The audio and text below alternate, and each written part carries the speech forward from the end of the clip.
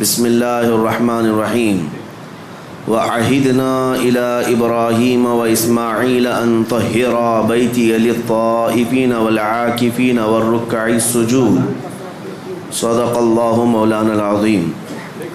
بارگاہ رسالت مآب صلی اللہ علیہ وسلم میں درود پاک کا ہدیہ پیش کریں۔ اللہم صلی علی سیدنا و مولانا محمد معدن الجود والکرم وآلہ واصحابہ الکرام وابنہ الکریم وبارک وسلم صلاة دائمة سرمدا ابدا۔ عزیزان اکرام وقار، آج اس مسجد پاک میں ہم حاضر ہیں جس کی تعمیر نو اور تزئین کے بعد افتتاحی تقریب کا انعقاد کیا گیا ہے، اور آج اس مسجد پاک کو ہم جمعہ کی نماز سے افتتاح کا اور شروع کرنے کا جو طریقہ علماء اہل سنت کا رہا ہے اسے نبھانے کی کوشش کر رہے ہیں۔ اللہ کے گھر کے متعلق قرآن کہتا ہے انما یعمر مساجد اللہ من آمن باللہ والیوم الآخر۔ اللہ کی مسجدوں کو وہی آباد کرتے ہیں جو اللہ پر اور آخرت پر ایمان رکھتے ہیں، اور جو نمازوں کو قائم رکھتے ہیں اور زکوٰۃ ادا کرتے ہیں وہی اللہ کی مسجدوں کو قائم رکھتے ہیں۔ اور دنیا کا سب سے بڑا ظالم کون ہے اس کے متعلق بھی قرآن کہتا ہے وَمَنْ أَظْلَمُ مِمَّنْ مَنَعَ مَسَاجِدَ اللَّهِ أَنْ يُذْكَرَ فِيهَا اسْمُهُ وَسَعَىٰ فِي خَرَابِهَا۔ سب سے بڑا ظالم شخص وہ ہے جو اللہ کی مسجدوں کو اللہ کا ذکر کرنے سے روکتا ہے اور اس کی ویران کرنے کی اور اس کے برباد کرنے کی کوشش کرتا ہے، وہ دنیا کا سب سے بڑا ظالم ہے۔ قرآن عظیم میں ظالم کا ذکر بھی آیا کہ مسجدوں کو ویران کرنے والا ظالم اور مسجدوں کو آباد کرنے والا مومن، اور الحمدللہ آج یہاں مومنین کی جماعت موجود ہے جو اللہ کے گھر کو آباد کرنے کے لیے حاضر آئے ہیں۔ میرے عزیزو، اس مقدس چمکتی عمارت کی خدمت بعض لوگ یہ سمجھتے ہیں کہ یہ صرف پیسوں کے ذریعے سے یا سیٹھوں کے ذریعے سے ہو سکتا ہے۔ ایسا بالکل نہیں۔ جب رب تبارک و تعالیٰ منظور کرے، وہ ایک ٹھیلا کھینچنے والا مزدور بھی مکمل مسجد کی تعمیر کر سکتا ہے، بلکہ اللہ کریم جس سے خدمت لینا چاہے، اور یہ خدمت بہت بڑی ہے، مساجد کی خدمت بہت بڑی ہے۔ پہلے پارے میں سورہ بقرہ کی اللہ تعالیٰ فرماتا ہے وَعَہِدْنَا إِلَىٰ إِبْرَاهِيمَ وَإِسْمَاعِيلَ۔ ابراہیم اور اسماعیل علیہ السلام دو ایسے جلیل القدر نبیوں کا ذکر کر رہا ہوں میں جن کا انبیاء اکرام علیہ السلام میں بڑا مقام ہے۔ حضرت ابراہیم ابو الانبیاء ہیں، اسماعیل علیہ السلام تو میرے آقا کے جد امجد ہیں۔ حضرت ابراہیم علیہ السلام رسول اللہ کے بعد دوسرا مقام رکھنے والے ہیں تمام انبیاء میں۔ ان دو نبیوں کا ذکر کر کے قرآن میں اللہ فرماتا ہے ہم نے ان دونوں سے، باپ اور بیٹے سے عہد لیا ہے، ابراہیم اور اسماعیل علیہ السلام سے عہد لیا ہے، وعدہ لیا ہے۔ کس بات کا؟ ان طہرا بیتی للطائفین والعاکفین والرکع السجود، کہ تم دونوں میرے گھر کی صفائی کیا کرو گے۔ اللہ رب العزت وعدہ لیا اپنی مسجد کی صفائی کا، کس سے؟ انبیاء سے، نبیوں سے۔ کس کے لیے صاف رکھو گے؟ طواف کرنے والوں کے لیے، اعتکاف کرنے والوں کے لیے، رکوع اور سجدہ کرنے والوں کے لیے۔ مجھے بتاؤ میرے عزیزو، یہ صرف مسجد کی جھاڑو لگانا خدام اور خادم کا ہی کام نہیں، قرآن کے اعتبار سے انبیاء اکرام علیہ السلام کو یہ شان دی گئی ہے کہ وہ اللہ کے گھر کی صفائی رکھیں گے، اور ابراہیم اور اسماعیل علیہ السلام اس کام کو مکمل طریقے سے ادا کرتے بھی رہے۔ وہ زندگی بھر خانہ کعبہ، مسجد حرام کی خدمت کرتے بھی رہے۔ اب میں آپ کو ایک تاریخی بات بتاؤں کہ یہاں پر ہم مسجد میں آج جمعہ کے لیے حاضر آئے ہیں، ایک روایت سننے کے بعد دل باغ باغ ہو جاتا ہے۔ ابراہیم علیہ السلام جب کھانا معمولی بات نہیں، ابراہیم علیہ السلام دیوار چڑھاتے تھے، اسماعیل علیہ السلام پتھر اور اینٹیں لا کر کے مدد کیا کرتے تھے۔ جب تعمیر مکمل ہوئی، ابراہیم علیہ السلام حضرت تشریف لا رہے ہیں، حضور منانی میاں صاحب قبلہ نواز سرکار مفتی اعظم ہند، آپ حضرات جگہ دے دیں۔ درود پاک پڑھیں. اللہم صلی علی سیدنا و مولانا محمد معدن الجود والکرم وآلہ واصحابہ الکرام وابنہ الکریم وبارک وسلم صلاة دائمتا سرمدا ابدا. اللہ کا فضل و احسان ہے، ہماری اس مسجد پاک میں رضوی دولہا تشریف فرما ہے، اور اس مسجد پاک کو نسبت ہے سرکار حضور مفتی اعظم ہند سے، بلکہ مسجد کا نام ہی ہے مفتی اعظم ہند مسجد. اور آج اس کی افتتاحی تقریب میں مجھے لگتا ہے سرکار مفتی اعظم ہند کی روحانیت شامل ہے، جس کی وجہ سے آج اس افتتاحی تقریب میں خود سرکار مفتی اعظم ہند کے نواسے حضور منان میاں صاحب تشریف فرما ہے. شیر رضا اور اعلیٰ حضرت کے نسب میں اور اعلیٰ حضرت کے نسل پاک میں چمکتا ہوا ایک چراغ ہمارے درمیان موجود ہے. اللہ کریم ان بزرگوں کا سایہ ہم پر دراز فرمائے. جمعہ کا وقت چونکہ بہت کم ہوتا ہے، نماز کا بھی ہے، اور ہمیں یہاں کے فاتحہ اور دعا میں بھی شرکت کرنی ہے. میں مختصر سی باتیں عرض کر کے سمیٹتا ہوں اپنی بات کو. اللہ تعالیٰ نے ابراہیم علیہ السلام اور اسماعیل علیہ السلام دونوں کو تعمیر کا حکم دیا، اور تعمیر ہوئی خانہ کعبہ کی. جب عمارت مکمل ہوئی تو جب کبھی کوئی گھر بنتا ہے تو کچھ اینٹ پتھر ٹکڑے بچ جاتے ہیں. گھر کی عمارت کے بعد جو سامان بچتا ہے آپ اس کو لے جا کر کے کہیں پھینک دیتے ہوں گے، ٹھنڈا کر دیتے.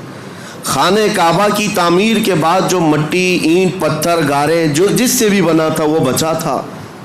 تو ابراہیم علیہ السلام نے اس کے متعلق پوچھا رب ذوالجلال سے، مولا یہ جو تعمیر سے بچ گیا ہے اس کا کیا کیا جائے؟ اللہ کریم کا حکم ہوا، اے ابراہیم وہ جتنی مٹی بچی ہے یا گارا یا جو کچھ بھی بچا ہے اس کو اٹھاؤ، جمع کرو اور ہوا میں پھینک دو. خانہ کعبہ کی بنائی ہوئی اور بچی ہوئی مٹی، ابراہیم علیہ السلام اپنے ہاتھوں سے وہ ساری مٹی اور جو بچا ہوا سامان تھا جمع کیا اور ہوا میں اسے اٹھا کر پھینک دیا. وہ ہوا میں غائب ہو گئی، کہیں لے جا کر کے پھینکا نہیں. اور تفسیر میں فرمایا گیا جب ابراہیم علیہ السلام نے وہ ساری مٹی اٹھا کر کے پھینکی تو اس مٹی کے ذرے ذرے کو اللہ تعالیٰ نے پوری دنیا میں پھیلایا. اس مٹی کا ذرہ زمین پر جہاں پڑا وہاں اللہ کی ایک مسجد تعمیر ہوئی. قیامت تک جہاں وہ ذرہ پڑا ہوگا یا تو مسجد تعمیر ہوگی یا ہو چکی ہوگی. میں اسی لیے کہا کہ اس روایت کو پڑھنے کے بعد یہ فخر ہوتا ہے کہ جس جگہ ہم سجدے کے لیے مسجد میں حاضر آئے ہیں یہاں کا ذرہ بھی خانہ کعبہ کی مٹی سے ضرور ملا ہوگا. عزیزان گرامی وقار، مسجدوں کو تعمیر کرنے کے بعد اس کی صفائی ستھرائی کے لیے جس قدر ہم خیال رکھتے ہیں یہ ضروری ہے. لیکن کل رات ہم نے ذکر کی مجلس میں ایک بات آپ کے سامنے رکھی تھی. سب سے بڑی ذمہ داری ایک مسلمان کی یہ ہے کہ مسجد بنانے کے بعد جیسے اس کو تعمیر کرنے میں دلچسپی دکھاتے ہیں، جیسے کہ کسی شاعر نے کہا تھا کہ حضور پاک صلی اللہ تعالیٰ علیہ وسلم کی اس امت کا اب حال یہ ہے کہ مسجد تو بنا لی شب بھر میں ایمان کی حرارت والوں نے، من اپنا پرانا پاپی تھا بچپن سے نمازی بن نہ سکے. لیکن یہ تانا ہمارے لیے مناسب نہیں ہے جس شاعر نے ہمیں تانا دیا ہے، من اپنا پرانا پاپی تھا بچپن سے نمازی بن نہ سکے. آپ اس کو بدل کر کے دکھائیں کہ مسجدیں تعمیر ہوئی ہیں. قیامت کے دن یہ پوری مسجد اٹھائی جائے گی اور یہ اللہ کریم کی بارگاہ میں گواہی بھی دے گی. یہ بھی حدیث پاک میں ہے. کچھ مسجدیں اللہ کی بارگاہ میں شکایت کریں گی، مقدمہ کریں گی، اے رب ذوالجلال اس محلے والوں نے مجھے بھوکا اور پیاسا رکھا. اس سے پوچھا جائے گا تو بھوکی اور پیاسی کیسے ہوتی؟ مسجد کہے گی کہ جب اذان ہوتی تو مجھے بھوک لگتی، اگر یہ میری صفوں کو بھر دیتے تو میرا پیٹ بھر جاتا، مگر انہوں نے مجھے خالی رکھا، بھوکا اور پیاسا رکھا.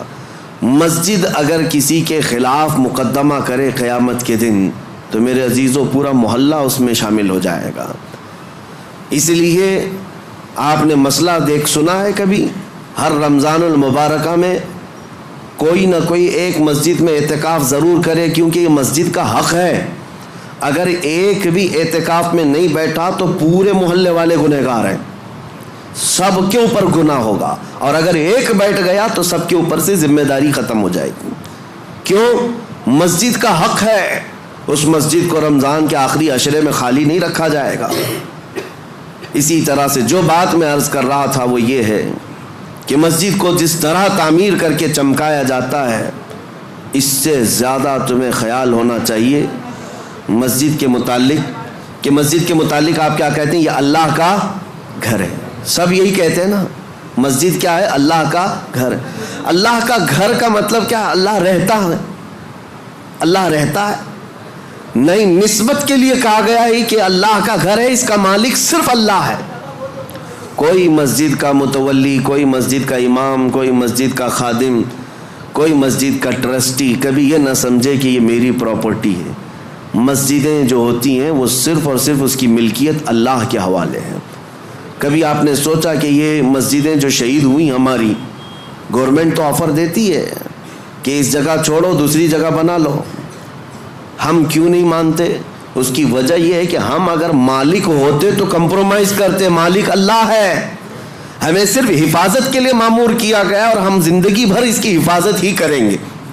اور آپ کو پتہ ہے جب ابرہہ بادشاہ خانہ کعبہ ڈھانے کے لیے آیا تھا کئی 100 ہاتھیوں کو لے کر کے، اس نے مکہ میں سب سے پہلے بڑے بڑے لوگوں کا مال لوٹ لیا اور کئی لوگوں کو قید کیا۔ اس میں حضرت عبد المطلب جو رسول اللہ کے دادا ہیں، ان کے 100 اونٹ اس نے قبضہ کر لیے تھے۔ حضرت عبد المطلب خانہ کعبہ کے متولی تھے، اس وقت متولی تھے، خدمت پر آپ ہی مامور تھے۔ تو خانہ کعبہ کو ختم کرنے کے لیے آیا تھا ابرہہ بادشاہ یمن سے کئی ہاتھیاں لے کر۔ حضرت عبد المطلب گئے بات کرنے کے لیے کہ میں بات کرتا ہوں، تو ابرہہ نے ان کو اجازت دی آنے کے لیے اپنے دربار میں۔ آئے، پوچھا اس نے کہ کیا معاملہ لے کر آئے ہو؟ حضرت عبد المطلب نے کہا میرے جو 100 اونٹ تم نے ہتھیائے ہیں وہ واپس کر دو، مجھے میرے اونٹ دے دو۔ وہ ہنسنے لگا کہ تجھ کو کس نے خانہ کعبہ کا متولی بنایا؟ تجھے پتہ نہیں میں یہاں کیوں آیا؟ میں آیا ہوں خانہ کعبہ کو ختم کرنے کے لیے، اور تم بات کر رہے ہو اپنے اونٹوں کی۔ ہونا تو یہ چاہیے تھا کہ تم میرے سے بات کرتا کہ کعبے کو مت ڈھاؤ، کعبے کو مت برباد کرو۔ حضرت عبد المطلب نے مسکرا کر یہی جواب دیا تھا، اونٹوں کا مالک میں ہوں، اس سے سوال کرنے آیا، کعبے کا جو مالک ہے وہ خود ہی اس کی حفاظت کرے گا۔ اللہ کریم وہ حفاظت فرمائے گا، ہم تو اس کی خدمت پر مامور ہیں۔ عزیزان گرامی، یہی نظریہ مسجدوں کی دیکھ بھال کرنے والی انتظامیہ کے ذہن میں رہے کہ ہم مسجد کے مالک نہیں، مسجد کے خادم ہیں، اور ہمیشہ رہیں گے۔ اور دوسری بات جو میں کہنے جا رہا تھا وہ یہ کہ جتنا اس کی عمارت کو چمکایا، اس سے کئی زیادہ چمکانے کی جس چیز کو ضرورت ہے وہ کیا ہے؟ میں ایک لفظ آپ سے پوچھا کہ مسجد کو آپ کیا کہتے ہیں؟ اللہ کا گھر ہے۔ مسجد اللہ کا گھر ہے۔ یہاں اگر آپ کے سامنے کوئی غلاظت لا کر کے ڈال دے، برداشت کریں گے آپ؟ کوئی مسجد کے فرش پر تھوک دے، اپنا رینٹ نکال کر ڈال دے، باہر کی غلاظت لا کر ڈال دے، آپ برداشت کریں گے؟ ذہن میں موجود ہے اللہ کا گھر ہے، پاک ہی ہونا چاہیے، ایک نجاست کا تنکا بھی ہم برداشت نہیں کرتے۔ کیوں؟ اللہ کا گھر ہے۔ جبکہ فرمایا گیا حدیث میں، قلب المؤمن عرش اللہ، مومن کا دل اللہ کا عرش ہوتا ہے۔ مومن کا دل اللہ کا عرش ہے۔ جب مسجدوں کی فرشیاں صاف رکھتے ہو، اس سے کئی زیادہ اپنے دل کو صاف رکھنے کی ضرورت ہے۔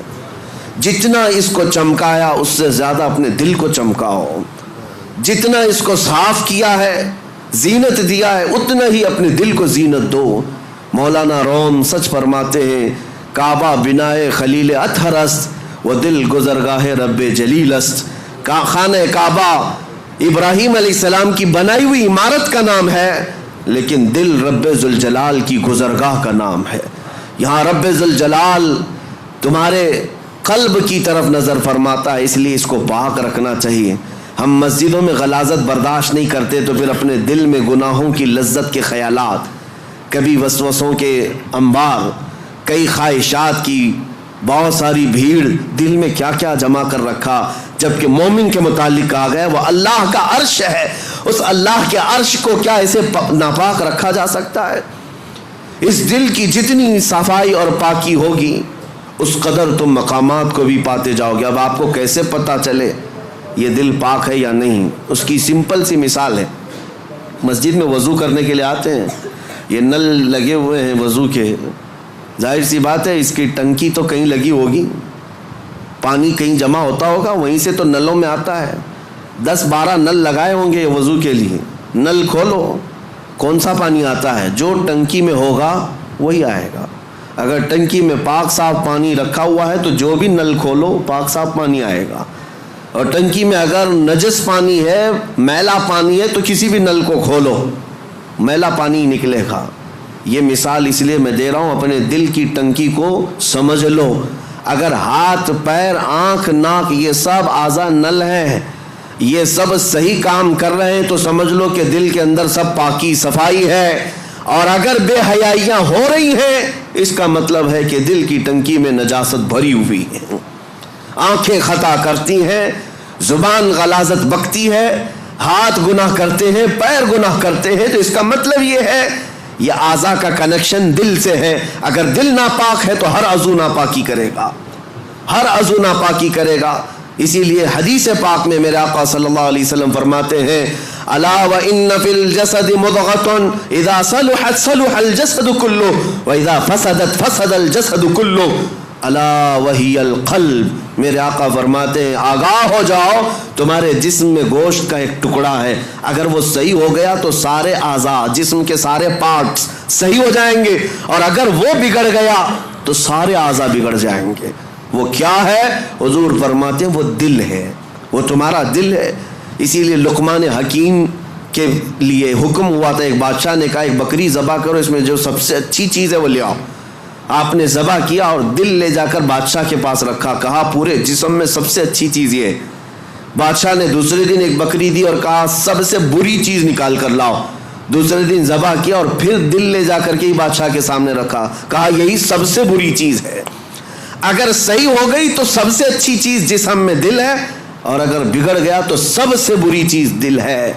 میں آج اس بات کو اس لیے عرض کر رہا ہوں کہ جتنا مسجدوں کی صفائی پر خیال رکھنا ضروری ہے اتنا اپنے دل کی صفائی پر بھی ضروری ہے. اگر اس کو آپ نے ناپاک ہی رکھا اور ایسی آوارہ رکھا تو 1000 سجدے کرنے کے بعد بھی تمہارا دل ناپاک ہی رہ جائے گا. مجھے وہ بات یاد آتی ہے کہ بعض حضرات بہت ساری چیزیں صاف کرتے. ایک گاؤں میں کنویں میں کتا گر گیا تھا, اور مولانا صاحب سے آ کر انہوں نے مسئلہ پوچھا کیا کیا جائے. شریعت کا مسئلہ ہے کہ چوہا گرے تو اتنے ڈول پانی نکالو, بلی گری تو اتنے ڈول, کتا گرے تو پورا پانی نکال دو. کنویں کا پورا پانی نکال دو, نجس ہو گیا ہے. گئے گاؤں والے, پورا پانی نکال دیا. چند دنوں کے بعد پھر پانی بھرتا ہے کنویں میں, پھر بھر گیا تو اس میں کتے کے بال وال سب نظر آنے لگے. مولانا صاحب نے, مفتی صاحب نے پوچھا کہ یہ کیا ہے, ابھی بھی تو ایسی چیز بدبو آ رہی. کہا کہ حضرت ہم نے پانی تو پورا نکالا, کتا ابھی اس کے اندر ہی ہے. آپ نے کب کہا ہم کو کہ کتا بھی نکالو؟ تو انہوں نے کہا میرے کہنے کا مطلب یہ ہے کہ جس سے نجاست بھری تھی پہلے وہ چیز نکالتے, بعد میں پانی نکالتے. بات ایسی ہے کہ ہم اپنے اعضاء کو سنوارنے میں تو لگے ہیں. تم اپنے ہاتھ پیر آنکھ اور ناک اور زبان کو سنوار تو لیتے ہو, لیکن دلوں کے اندر جو نجاست کا کتا مرا ہوا ہے اس کتے کو جب تک نکالا نہ جائے گا بدبو ہمارے اعضاء سے آتی رہے گی. اس لیے میرے عزیزوں سب سے پہلے اپنے دلوں کی صفائی. مجھے ایک بات یاد آتی ہے, اللہ کریم جب موقع دے میں اس مسجد کی جھاڑو بھی لگانے پر فخر محسوس کروں. اسی نہیں کسی بھی مسجد کی, اللہ کریم اس سے مقامات بلند عطا فرماتا ہے. آپ آتے ہیں مسجد میں, نماز پڑھنے کے بعد کوئی یہاں پر خادم کہاں ہے, امام کہاں ہے, مؤذن کہاں ہے, ان کو چلاتے مت بیٹھو. اگر کچرا دکھا تو سب سے پہلے بڑھ کر کے اٹھاؤ اور خود صاف کرو, اس حصے میں تم بھی شامل ہو جاؤ. یہ نہیں کہ یہاں آ کر کے فلاں کہاں ہے, تنخواہ کیوں لیتا ہے, یہ صفائی کیوں نہیں رکھتا. تم آرڈر دینے والے نہیں ہو, وہ اللہ کریم کے گھر کی عبادت اور خدمت میں لگا ہوا ہے. مصر کے ایک بڑے بزرگ شیخ متولی شعراوی رحمۃ اللہ علیہ, جنہوں نے پورے قرآن کی تفسیر لکھی ہے, اور عرفات کے میدان میں ان کو خصوصی خطاب کے لیے لایا گیا تھا. پورے عرب کے سب سے بڑے عالم دین، اللہ کے ولی، جن کے متعلق میں آپ کو بتاؤں، وہ اتنے بڑے مفسر کہ ہزاروں علماء ان کے شاگرد ہیں. ان کا ڈرائیور وہ خود کہتا ہے کہ روزانہ رات کے 12 بجے کار لے کر اپنے گھر سے نکلتے، میں ہوتا ساتھ میں حضرت ہوتے، تقریباً 70 سال کی عمر ہے، اور مسجد چلے جاتے، مسجد سیدہ نفیسہ، مسجد امام حسین، کئی مسجدیں ان کی خاص تھی. رات کو جاتے اور ڈرائیور سے کہتے دروازہ کھلوا کر اندر چلے جاتے، یہ باہر ویٹ کرتا رہتا. گھنٹہ 2 گھنٹے کے بعد آتے. ظاہر سی بات اللہ والے نماز پڑھ رہے ہوں گے، تہجد یا عبادت میں مصروف. برسوں یہ سلسلہ چلتا رہا. میرے عزیزو، ان کے انتقال کے بعد یہ پتہ چلا، مسجد کے ایک خادم نے، جو مسجد سیدہ نفیسہ میں یا کوئی ایک مسجد میں، خادم نے ڈرائیور سے ملاقات کی اور کہا کتنا اچھا وہ زمانہ تھا جب وہ آتے تھے حضرت نماز کے لیے. یہ ڈرائیور کہنے لگا کہ میں 2 گھنٹے باہر انتظار کرتا تھا، حضرت کا وصال ہو گیا. کیسی عبادت کرتے تھے مسجد میں جا کر، تم تو اندر رہتے تھے، تم خادم ہو، کبھی دیکھا میرے حضرت کو؟ وہ خادم رونے لگا اور کہا ڈرائیور سے، وہ راز تھا میں بتا نہیں سکتا، لیکن اب ان کا انتقال ہوا، میں بتاتا ہوں. حضور تشریف لاتے رات کے 12 بجے، وہ عبادت کرنے کے لیے نہیں بلکہ سیدھے طہارت خانوں میں جاتے اور اپنے ہاتھوں سے سارے طہارت خانے دھوتے تھے، وضو خانے کو اپنے ہاتھوں سے صاف کرتے تھے، اپنے ہاتھوں سے سارے استنجا خانے صاف کرتے. کس عالم دین کی بات کر رہا ہوں جس کے ہزاروں شاگرد ہیں، پورے قرآن کی تفسیر لکھی ہے. اللہ کریم کے ایسے بزرگ ولی اپنے ہاتھ سے رات کے وقت پوری مسجد کے طہارت خانے صاف کرتے. اور پھر ایک دن میری نظر پڑی تو انہوں نے مجھے کچھ پیسے دی اور کہا زندگی بھر کسی کو بتانا مت، میں یہ صفائی اس لیے کرتا ہوں کہ مجھے میرے رحمان پر یقین ہے، اس کے گھر کو میں اپنے ہاتھ سے صاف کروں گا، میرے دل کو وہ صاف کرے گا، میرے دل کو وہ پاک کرے گا.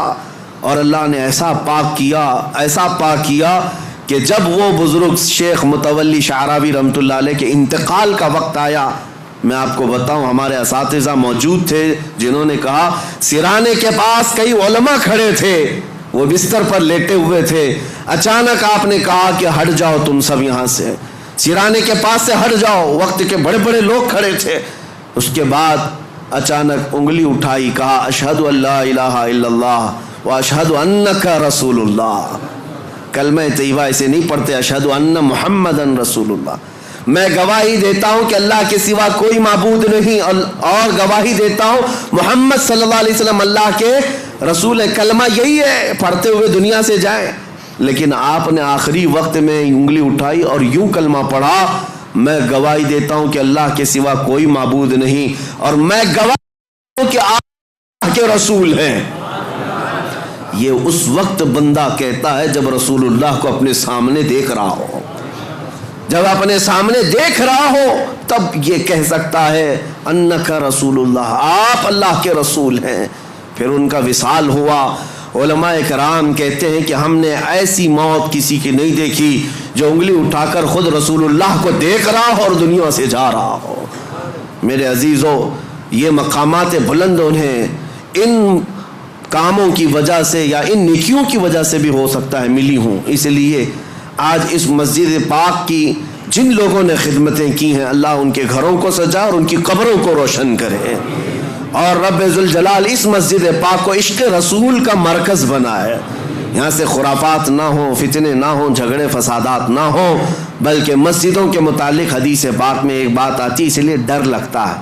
اللہ کے رسول صلی اللہ علیہ وسلم نے ارشاد فرمایا قیامت کے قریب مسجدیں خوب سجائی جائیں گی لیکن عبادت کرنے والے نہیں ہوں گے، اور وہ ہم آج دیکھ رہے ہیں ہر جگہ.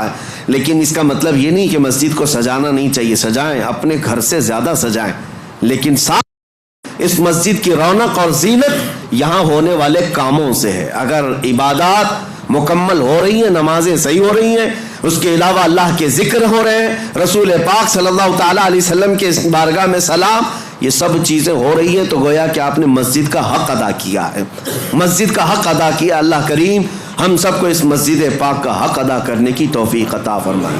آخری بات، جہاں تم سجدے کرتے ہو ان صفوں میں، میرے آقا صلی اللہ علیہ وسلم کی حدیث ہے، اس کا مفہوم میں عرض کر رہا ہوں، جس دن تمہارا انتقال ہوگا، کوئی روئے یا نہ روئے، مسجد کا وہ ٹکڑا تمہارے غم میں روتا ہے۔